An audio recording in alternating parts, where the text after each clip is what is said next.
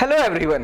It's going to be hard, but hard doesn't mean that it is impossible. दोस्तों Nelson Mandela जी की ये lines यहाँ पे बहुत परफेक्ट बैठती हैं हमारे नाबार्ड के एग्जामिनेशन की प्रिपरेशन से लेके बहुत सारे स्टूडेंट्स की हमेशा ये क्वेरी रहती है कि सर एक तो 8 सब्जेक्ट हैं जिसमें कि ARD, ESI और GA ये तीनों के तीन जो मेरिट वाला पार्ट है ये तीनों ही नया है या फिर इसको पढ़ने में डिफिकल्टी होती है और इसके अलावा क्वालिफाइंग सेक्शन भी पढ़ना है। और दूसरी चीज है कि हमारे पास लगभग 40 डेज बचे हुए हैं, तो ऐसे में ये बहुत डिफिकल्ट और बहुत हार्ड लगता है। सो दोस्तों मैं आपको ये कहना चाहता हूं कि ये बहुत हार्ड लगता है बट बहुत इम्पॉसिबल नहीं है। इसलिए अभी से प्रिपरेशन करना, आप अभी तक आपने स्टार्ट नहीं की है तो जरूर स्टार्ट करें और रेगुलरली इसको पढ़ना शुरू कर दें। So students, welcome to IXAMB। मेरा नाम है Kailash Tiwari, XAFO union bank of India. So दोस्तों हमारी जो ये सीरीज चल रही है for the NABARD ARD preparation, in this series today will take the session for union budget 2022 and 23 and we'll discuss the budget aspects that are related to the agriculture sector. Although we have already covered it earlier, but we are doing it again just for the preparation of NABARD grade A 2020. आगे बढ़ने से पहले, start करने से पहले मैं आपको बता दूं कि रेगुलरली हम आपके लिए सीरीज लेकर आ रहे हैं for ARD, ESI, GA and बाकी सब्जेक्ट्स के लिए भी। आप उनको रेगुलरली फॉलो करते रहिए। Topic wise study plan booklet हमने बनाई थी, बट फिर भी बहुत सारे स्टूडेंट्स का जब भी मैं डिस्कस करता हूं तो यही क्वेश्चन होता है कि सर हम कैसे पढ़ें। तो मैं आपको बता दूं, ये जो हमने PDF दिया है, इस PDF को आप डाउनलोड कर सकते हैं। इसमें पूरे 8 के 8 सब्जेक्ट के लिए सारी चीजें मेंशन हैं। उसको आप ऐसा चेकलिस्ट भी यूज कर सकते हैं। मान लीजिए आपने कोई टॉपिक पढ़ा, भले ही आपने कहीं से पढ़ा, आप उसको टिक कर सकते हैं। मैं जस्ट आपको आगे दिखा देता हूं। जैसे ये ARD के टॉपिक हैं, अकॉर्डिंग टू सिलेबस हमने दिए हैं। ये स्टैटिक पार्ट है, यहाँ पे डायनामिक पार्ट है, इसके नीचे कुछ और पार्ट भी है। तो आपने मान लीजिए ये कवर करा जैसे स्टडी ऑफ ब्रांचेस, तो आप इसको टिक कर सकते हैं। क्लासिफिकेशन ऑफ क्रॉप को टिक कर सकते हैं। सिमिलरली एग्री प्रोडक्शन, ISFR, जैसे आज हम यूनियन बजट कवर करेंगे तो इसको आप टिक करते चले, सो दैट कि आपको ये पता चले कि आपकी कोर्स की कवरेज हो रही है और साथ ही साथ आपकी प्रिपरेशन किस लेवल पे पहुंच गई है। मतलब जो एक होता है ना सफिशिएंसी वाला, कि हमने कितना प्रिपेयर कर लिया है, वो आपको क्लियर होता चले। सिमिलरली ESI में आप ऐसा कर सकते हैं और GA के लिए भी आप ऐसा कर सकते हैं। तो इस टाइप से आपको स्टार्ट करनी है अपनी प्रिपरेशन। और 40 डेज है, डिफिकल्ट नहीं है या इम्पॉसिबल नहीं है, बस आपको रेगुलरली प्रैक्टिस करनी है, प्रिपरेशन करनी है, टाइम इसको देना है। 40 डेज की बात है। 40 डेज अगर आप बहुत अच्छे से देंगे, आपका फेज 1 क्लियर होगा, फेज 2 के लिए डेफिनेटली आपको मोटिवेशन आएगा। सो अब स्टार्ट करते हैं union budget 2022 and 23। You all know that the जो बजट था उसका जो एस्पेक्ट है या जो गोल था, ये सेट किया गया अमृत काल के लिए। अभी अमृत काल क्या है आप सभी को पता है, we are celebrating 75 year of independence. तो नेक्स्ट 25 ईयर के बाद हम 100 ईयर्स ऑफ इंडिपेंडेंस जब सेलिब्रेट करेंगे, सेंटिनरी ईयर को जब हम सेलिब्रेट करेंगे, तो उस पूरे 25 ईयर के प्लान को ध्यान में रखते हुए इस बजट को बनाया गया है और इस 25 ईयर को नाम दिया गया है अमृत काल का। अब इस अमृत काल के लिए गोल क्या है? एक तो focus on growth and all inclusive welfare. तो ग्रोथ को फोकस किया गया है, इंक्लूसिव वेलफेयर मतलब जिसमें हम सारे ही मतलब सोसाइटी के जितने सेक्टर हैं या जितने लेवल हैं, हर किसी को, चाहे ग्रामीण है, चाहे अर्बन है, सेमी अर्बन है, हर किसी को लेके, और सिमिलरली इकोनॉमी के सारे सेक्टर्स को। Then promoting technology enabled development, energy transition and climate action. तो जैसे आज भी अभी हमने डिस्कस किया था, sustainability is the key issue, क्योंकि हमको हर एक सेक्टर में, केवल एग्रीकल्चर में नहीं बल्कि हर एक सेक्टर में आज के टाइम पे सस्टेनेबिलिटी की जरूरत है, क्लाइमेट एक्शन की जरूरत है। Then virtuous cycle starting from the private investment crowded by public capital investment। तो इन्वेस्टमेंट से रिलेटेड और इन्वेस्टमेंट की रिक्वायरमेंट, पहले सिर्फ यही था कि गवर्नमेंट ही इन्वेस्ट करेगी। नाउ आपको पता है आज के टाइम पे स्टार्टअप या फिर जो गवर्नमेंट वेंचर फंड या फिर ब्लेंडेड फंड बना रही है, उसके थ्रू स्टार्टअप्स को फोकस करना और आगे बढ़ना। ओके, देन जो इस बार का बजट है उसको डिवाइड किया गया 4 प्रायोरिटीज में, एंड ये प्रायोरिटीज अगेन सेट की गई 25 ईयर्स के लिए, जिसमें कि इंफ्रास्ट्रक्चर डेवलपमेंट के लिए जो पार्ट है उसको हम PM गति शक्ति बोलते हैं। इसके अंदर 7 कंपोनेंट्स हैं। जब हम इसको पढ़ेंगे तो उसको फिर डिटेल में डिस्कस करेंगे। देन इंक्लूसिव डेवलपमेंट, जो अभी हमने डिस्कस किया कि समाज के हर वर्ग को साथ लेके चलने की बात। Productivity enhancement and investment, sunrise opportunity, energy transition and climate change. तो एक तो प्रोडक्टिविटी इन्हांसमेंट की बात है कि मतलब जो हमारी पर यूनिट इनपुट कॉस्ट है उसमें हमारा प्रोडक्शन ज्यादा हो, हर एक सेक्टर में, किसी एक सेक्टर की बात नहीं की गई है। सनराइज अपॉर्चुनिटी, टेक्नोलॉजी का यूज करते हुए नई चीजों को जो हम स्टार्टअप के थ्रू आज के टाइम पे इनोवेशन पे बहुत ज्यादा ध्यान दे रहे हैं। Then energy transition and climate change, जो हमारी ट्रेडिशनल या फिर हम कह सकते हैं कन्वेंशनल एनर्जी डिपेंडेंस थी उसको चेंज करके ग्रीन एनर्जी पे लेके आना और क्लाइमेट के लिए एक्शन करना। Then financing of investment, investment को प्रॉपर्ली यूज करके सो दैट कि हम उसको आगे बेटर यूज कर सके for the growth and development. Okay, then agriculture and food processing में आते हैं। एग्रीकल्चर बजट को हम अभी डिस्कस करेंगे। अभी हमने बेसिक जो आधारशिला कह सकते हैं, हम फाउंडेशन कह सकते हैं नेक्स्ट 25 ईयर के लिए, जिसको हम अमृतकाल कह रहे हैं, वो हमने देखा। एग्रीकल्चर एंड फूड प्रोसेसिंग में देखेंगे तो एग्जाम पॉइंट ऑफ व्यू से 2-4 चीजें इंपॉर्टेंट हैं, और बहुत अच्छी बात यह है कि बहुत बड़ी कोई नई स्कीम नहीं लॉन्च हुई जिसको कि आपको याद करना पड़े, तो एक वो एडवांटेज आपके लिए है। अच्छा, आगे बढ़ने से पहले एक मेरा क्वेश्चन है आप लोगों के लिए। एक स्कीम है इंटरेस्ट सबवेंशन स्कीम, आप सभी ने पढ़ा होगा या नहीं पढ़ा तो मैं आपको बताता हूं कि इसमें 2% का इंटरेस्ट सबवेंशन दिया जाता है किसान क्रेडिट कार्ड स्कीम में। आपको ये बताना है कि जो 2% का इंटरेस्ट सबवेंशन दिया जाता है ये गवर्नमेंट ऑफ इंडिया के द्वारा दिया जाता है, बट गवर्नमेंट ऑफ इंडिया में कौन इसको फाइनेंस करता है? पब्लिक सेक्टर बैंक्स के लिए, और कौन इसको फाइनेंस करता है? आरआरबीज के लिए। पब्लिक सेक्टर बैंक्स की जगह हम शेड्यूल्ड कमर्शियल बैंक भी लिख सकते हैं, और आरआरबीज के लिए कौन फाइनेंस करता है ये आपको बताना है। आप साथ में कमेंट बॉक्स में बता सकते हैं, और अगर आपको नहीं पता तो अभी हम आगे इसको डिस्कस करेंगे, तो आप इसको देखते रहें। ओके, तो यहाँ पे पहला जो कंपोनेंट है एग्रीकल्चर सेक्टर में वो है promoting chemical free natural farming starting with farmers lands close to the river Ganga. तो मैं इसको थोड़ा सा डिफाइन कर देता हूं क्योंकि ये इंपॉर्टेंट भी है। ऑर्गेनिक फार्मिंग से रिलेटेड पिछली बार 2 क्वेश्चन आए भी थे मेंस में। तो ऑर्गेनिक फार्मिंग और नेचुरल फार्मिंग ये दोनों में डिफरेंस होता है। यहाँ पे जो बात की गई है वो नेचुरल फार्मिंग की गई है। ऑर्गेनिक फार्मिंग वो होता है जहाँ पे हम ऑर्गेनिक इनपुट्स को यूज करते हैं, चाहे हम परचेज करके लाएं, चाहे हम ऑन फार्म सिंथेसिस उनकी करें। बट नेचुरल फार्मिंग में क्या होता है, हम जो हमारे फार्म में ऑलरेडी हमारे पास इनपुट्स हैं या फिर हम फार्म में ही इनपुट्स को बनाते हैं, सिंथेसाइज करते हैं और उन्हीं को यूज करते हैं। ऑर्गेनिक में जितने इनपुट है वो ऑर्गेनिक है और वो खरीदे भी हो सकते हैं, मतलब कॉस्ट हो सकती है, कॉस्ट ऑफ प्रोडक्शन। नेचुरल में हम कॉस्ट ऑफ प्रोडक्शन मिनिमम रखने की कोशिश करते हैं, वही सारी टेक्नोलॉजी या फिर प्रोडक्ट्स यूज करते हैं जो हम फार्म में बना सकें। इसीलिए इस कंसेप्ट को कहते हैं zero budget natural farming. Okay, मैं थोड़ा सा इसको डिफाइन कर रहा हूं ताकि आपको आगे समझने में आसानी हो। इसको जीरो बजट नेचुरल फार्मिंग का कंसेप्ट कहा जाता है। सुभाष पालेकर जी ने इस कंसेप्ट को दिया था। इसमें बेसिकली 4 कंपोनेंट हैं। पहला है जीवामृता, दूसरा है बीज अमृता,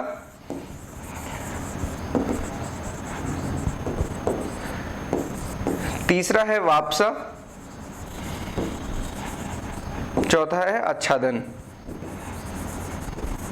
ये इसके 4 कंपोनेंट है। जीवामृता मीन्स है कि जो लिविंग ऑर्गेनिज्म है, माइक्रो ऑर्गेनिज्म है, उसके थ्रू हम पूरा ट्रीटमेंट करें।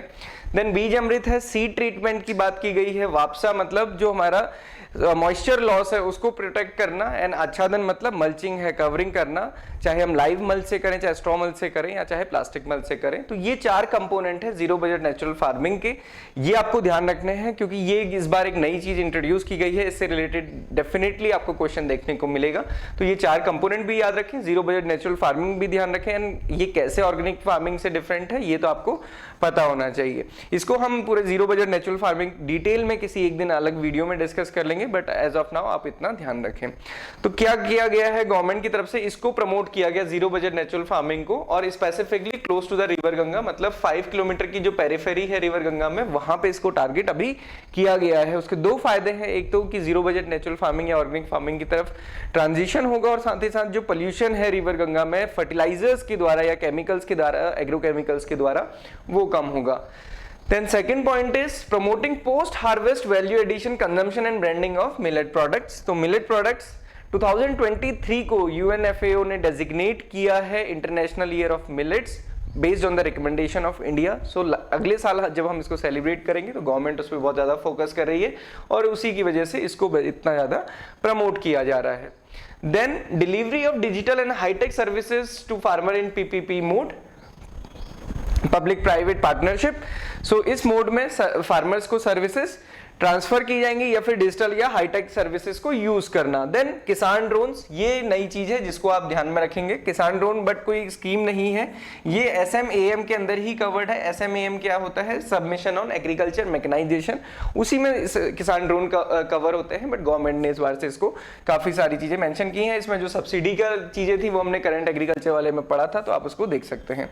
Then launching fund with the blended capital to finance the agriculture startup, तो ये नाबार्ड के साथ बनाया गया है, ये फंड बनाया गया है ब्लेंडेड एग्रीकल्चर स्टार्टअप्स के लिए, तो ये चीज भी आप ध्यान रखेंगे। सो ये इंपॉर्टेंट फैक्टर्स हैं जो जिस पे बजट पे इस बार अनाउंस किया गया एग्रीकल्चर के लिए। उसके बाद अलावा तो ये प्रोडक्शन का चीजें आप देख ही सकते हैं।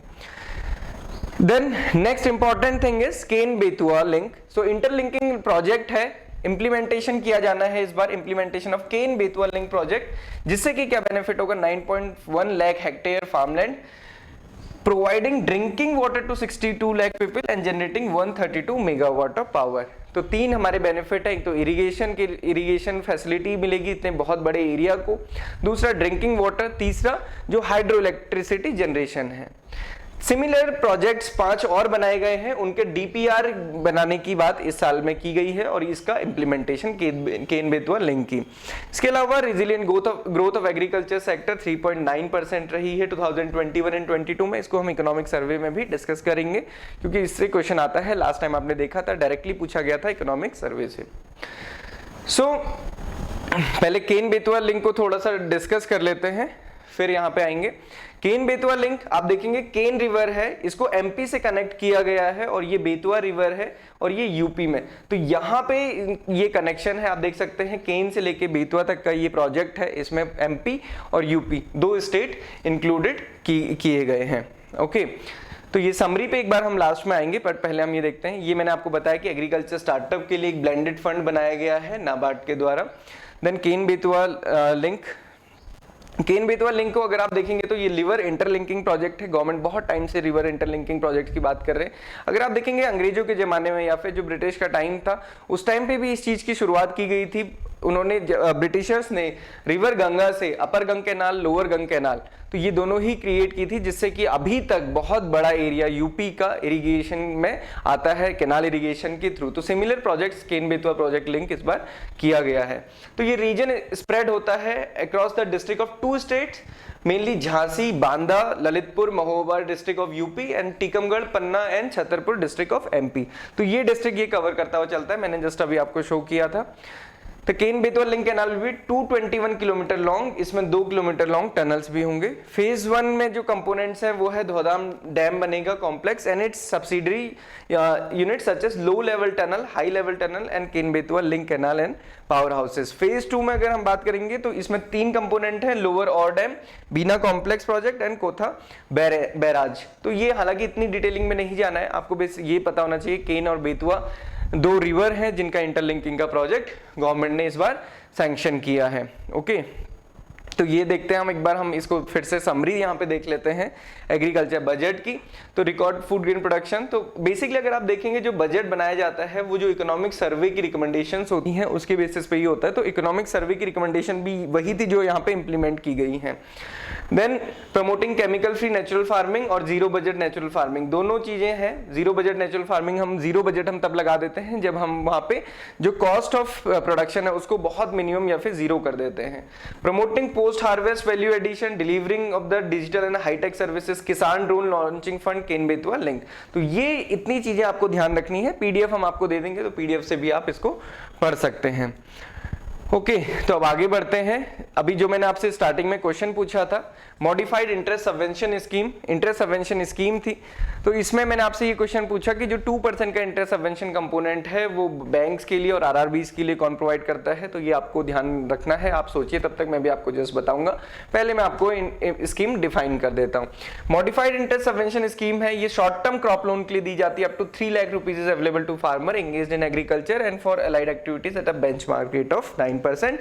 अब इसका क्या मतलब है कि ये जो स्कीम है, एक तो पहले समझिए कि शॉर्ट टर्म क्रॉप लोन के लिए है। शॉर्ट टर्म क्रॉप लोन मतलब कि ये वर्किंग कैपिटल है एक टाइप से, और जो वर्किंग कैपिटल होता है वो किसी प्रोडक्शन साइकिल के लिए दिया जाता है। क्रॉप की सोइंग है, मान लीजिए खरीफ की क्रॉप है, तो अभी फार्मर जून जुलाई में जब उसकी सोइंग करता है तो जून जुलाई से वो इसमें से क्रेडिट कार्ड में से पैसे लेना शुरू करेगा, और जब सितंबर अक्टूबर में वो हार्वेस्ट करेगा तो इसको वापस रिटर्न कर देगा। ये इसकी मूलभूत संरचना है, या फिर हम कह सकते हैं ये बेसिक एम है इस स्कीम के पीछे, किसान क्रेडिट कार्ड के पीछे। अब उसमें जो इंटरेस्ट सबवेंशन का कंपोनेंट है उसका क्या मतलब है, मैं आपको थोड़ा डिटेल में समझा देता हूं, आपको याद रखना है क्योंकि ये हर साल पूछा गया। 2016 के बाद आप कोई सा पेपर देखेंगे ये क्वेश्चन वहां पे पूछा गया है। सो 9% इज द बेंचमार्क रेट जो बैंक फाइनेंस करते हैं, जिसमें बैंक का फाइनेंस करने का ये बेंचमार्क रेट है, और ये सिंपल इंटरेस्ट है, ये भी आपको ध्यान रहे क्योंकि जनरली आप लोन देखेंगे तो कंपाउंड इंटरेस्ट में होते हैं। अब इसमें क्या होता है, गवर्नमेंट ऑफ इंडिया कहती है कि 2% का आप इसमें और रिबेट दीजिए, जिसको हम बोलते हैं इंटर सबवेंशन स्कीम। इस बार इसका नाम कर दिया है MISS। तो ये 2% गवर्नमेंट ऑफ इंडिया पे करती है बैंक्स को, ये डायरेक्टली बैंक्स को पे होगा। बैंक से कहा जाता है कि हम आपको 2% दे रहे हैं, आप फार्मर को 7% पे फाइनेंस करिए। तो ये इंटरेस्ट रेट है जो फार्मर के KCC में चार्ज किया जाता है। देन क्या होता है, गवर्नमेंट फिर से आगे प्रमोट करने के लिए फार्मर को, या फिर जो रिपेमेंट है उसको रेगुलर करने के लिए, क्रेडिट साइकिल को रेगुलर करने के लिए 3% का एडिशनल सबवेंशन है सबवेंशन, और इसको हम प्रॉम्प्ट सबवेंशन भी कहते हैं। इसका क्या मतलब है, अगर फार्मर टाइमली रीपे करता है, जैसे मैंने आपको बताया कि उसने जून जुलाई में पैसा लिया फॉर द क्रॉप प्रोडक्शन, अब उसकी क्रॉप हार्वेस्ट हो गई सितंबर अक्टूबर में, तो उसको वापस कर देना चाहिए क्योंकि उसने अपना प्रोड्यूस को बाहर सेल किया होगा। गवर्नमेंट कहती है कि चलिए ठीक है, एक बार में अगर उसकी कंडीशन कभी कभी कुछ और किसी रीजन से बहुत अच्छी सेल नहीं हो पाती है तो एक और सीजन उसको दिया जाता है कि वो रबी के बाद उस पैसे को वापस कर दे। तो मतलब 1 साल का टाइम है उसके पास रिटर्न करने के लिए। तो अगर 1 साल के अंदर वो रिटर्न कर देता है फार्मर, तो उसको एडिशनल 3% का सबवेंशन दिया जाता है। तो जो नेट इफेक्टिव इंटरेस्ट रेट हो जाएगा वो कितना हो जाएगा, 4% का। तो 4% इंटरेस्ट रेट पे KCC मिलता है अगर फार्मर टाइमली लोन को रिपे करता है। तो फिर रिपे कर दिया, फिर से वो उस लोन को ले सकता है क्योंकि just like a credit card है। तो इसमें 5 टर्म आए, ये आपको ध्यान रखना है। 9% बेंचमार्क रेट है, 2% मॉडिफाइड इंटरेस्ट सबवेंशन स्कीम का कंपोनेंट है जो गवर्नमेंट ऑफ इंडिया बैंक्स को दे रही है, और फार्मर से कितना चार्ज कर रही है, 7%। 7% भी अगर फार्मर टाइम पे रिपे कर रहा है उसको, तो 3% उसको एडिशनल या फिर प्रॉम्प्ट सबवेंशन दी जा रही है, और जिससे कि उसका जो नेट इंटरेस्ट रेट है वो कितना हो गया, 4%। अब ये सारी चीजें, ये जो कैलकुलेशन है, इतनी जो सबवेंशन है, ये है केवल 3 लाख तक के लिए किसान क्रेडिट कार्ड में for the crop production. Okay, ये ध्यान रखिएगा, ये 3 लाख तक की है। अगर किसी फार्मर की KCC 6 लाख की है तो उसको 3 लाख तक तो ये सब्सिडाइज्ड लोन मिलेगा। 3 लाख के ऊपर जो नेक्स्ट 3 लाख है उसमें उसको नॉर्मल बैंक चार्ज करेगा। सिमिलरली एनिमल हस्बेंड्री और फिशरीज के लिए जो KCC है उसमें ये लिमिट 2 लाख रुपीस तक की है इंटरेस्ट सबवेंशन की एज ऑफ नाउ। तो ये चीज आप ध्यान रखेंगे। ये मैंने थोड़ा सा डिटेल में अगेन आपको बताया क्योंकि इससे हमेशा एक क्वेश्चन पूछा जाता है। आपकी कोई भी डाउट एंड क्वेरी है आप हमसे पूछ सकते हैं। तो government of India provide 2% interest subvention, 3% भी दिया जाता है अगर वो टाइमली रिपे करता है तो 4%। अब जो मैंने क्वेश्चन आपसे स्टार्टिंग में पूछा था उसका आंसर ये है, funds release to the implementing agency namely NABARD for the RRBs and cooperative banks. तो ये ध्यान रखिएगा, ये जो फंड रिलीज किए जाते हैं इम्प्लीमेंटिंग एजेंसीज को किए जाते हैं, कहीं कहीं पे इसको IA लिखा रहता है, IAS भी लिखा रहता है, तो ये कंफ्यूज मत होना क्या मतलब है। इम्प्लीमेंटिंग एजेंसी है, नाबार्ड किसके लिए है, RRBs या कोऑपरेटिव बैंक्स के लिए, और RBI किसके लिए है, शेड्यूल्ड कमर्शियल बैंक्स के लिए। तो ये जो फाइनेंसिंग होती है 2% की, वो नाबार्ड और RBI के थ्रू होती है। देन ये कुछ एलोकेशन है गवर्नमेंट स्कीम्स में, जो मेजर चीजें थी वो हमने डिस्कस करी है। जो एलोकेशन है, अगेन एलोकेशन बहुत ज्यादा आपको याद नहीं रखना है, बट कुछ इंपॉर्टेंट स्कीम का आप याद रख सकते हैं। जैसे इंटर सब्सिडी स्कीम है जो अभी हमने पढ़ा, ये MISS हो गया, 19,500 रुपीज है। इसके अलावा जो प्रधानमंत्री किसान मानधन योजना, अगेन ये इतना इंपॉर्टेंट नहीं, प्रधानमंत्री किसान सम्मान निधि, ये ध्यान रखिएगा, इस बार ये 68,000 करोड़ रुपीज है। अगर इसके पहले साल से ही बात करें 2019 और 20 के बजट में इसको 75,000 करोड़ रुपीस, और फिर नेक्स्ट ईयर 75,000 करोड़ रुपीस दिए गए थे। लास्ट ईयर 65,000 करोड़ रुपीस, और ये जो रिवाइज एस्टिमेट था 67,500 रहा, तो इसको इस बार 68,000 रुपीस कर दिया गया है। याद रहे जो अभी लेटेस्ट इंस्टॉलमेंट है वो 11th इंस्टॉलमेंट मई में रिलीज की गई। 10 करोड़ फार्मर बेनिफिशियरीज को 20,000 करोड़ रुपीस उनके खाते में डायरेक्टली ट्रांसफर किए गए। सिमिलरली AIF है, AIF या फिर प्रधानमंत्री मत्स्य संपदा योजना है, इसमें जो पूरा कॉर्पस फंड बनाया रहता है जनरली वही पूछा जाएगा, जैसे कि वो 1 लाख करोड़ रुपीस का है। इसमें ये नहीं पूछेंगे कि कितना इस साल अलॉटमेंट रहा, बट जस्ट आप एक बार गो थ्रू कर सकते हैं जस्ट टू अंडरस्टैंड कि किस स्कीम में कितना फोकस गवर्नमेंट कर रही है। देन ये पहले ग्रीन रेवोल्यूशन का कंपोनेंट था जिसको गवर्नमेंट ने इस बार फाइनेंस नहीं किया। गवर्नमेंट ने उसकी जगह पे, अभी देखेंगे सारे कंपोनेंट थे, उसकी जगह गवर्नमेंट कृषि उन्नति स्कीम लेकर आई है और कंपोनेंट्स वही है मोर और लेस, चीजें उसी चीज के लिए फाइनेंस हो रही है बट कृषि उन्नति योजना के लिए। अदर मिनिस्ट्री की स्कीम देखेंगे जो रूरल डेवलपमेंट या फिर ARD एज अ होल के लिए इंपॉर्टेंट है। मनरेगा के लिए 73,000 करोड़ रुपीज एलोकेट किया है। राष्ट्रीय Gokul mission, national live stock mission, 2 scheme है। आप में से कौन इसका डिफरेंस बता सकता है, कमेंट बॉक्स पे जरूर बताइएगा। ब्लू रेवोल्यूशन है FIDF, प्रधानमंत्री मत्स्य संपदा योजना, प्रधानमंत्री कृषि सिंचाई योजना। तो ये बजटरी एलोकेशन है। अगेन ये बहुत ज्यादा आपको याद नहीं रखना है बट कुछ कुछ इंपॉर्टेंट स्कीम्स का आप याद रख सकते हैं। Okay, so this is all about important part of union budget for the agriculture sector. तो ये हमने डिस्कस किया। इसके अलावा आप ये जो मैंने स्टडी प्लान आपको टॉपिक वाइज बोला था, आप इसको जरूर डाउनलोड कर लें सो दैट कि आपको इजी रहे कि आप अपनी एक चेकलिस्ट बनाने में। इसके अलावा अगर आप कोर्स ज्वाइन करना चाहते हैं तो आप हमारा कोर्स ज्वाइन कर सकते हैं। ऑलरेडी हमारे बैचेस चल रहे हैं जिसमें कि हम हर एक वीक में लगभग 50 to 20 लाइव क्लासेस करते हैं। हमने स्टडी प्लान भी आपके साथ शेयर किया था। ARD ESI GA की लाइव क्लास अटेंड करना जरूरी है क्योंकि वो भी इसके लिए काफी मेरिट पार्ट के लिए इंपॉर्टेंट होने वाला है। इसके अलावा रेगुलरली मॉक टेस्ट अटेम्प्ट करते रहिए, प्रीवियस ईयर पेपर दीजिए, वो आपको हमारी वेबसाइट पे बिल्कुल फ्री मिल जाएंगे। So thank you for watching this video and have a good day ahead.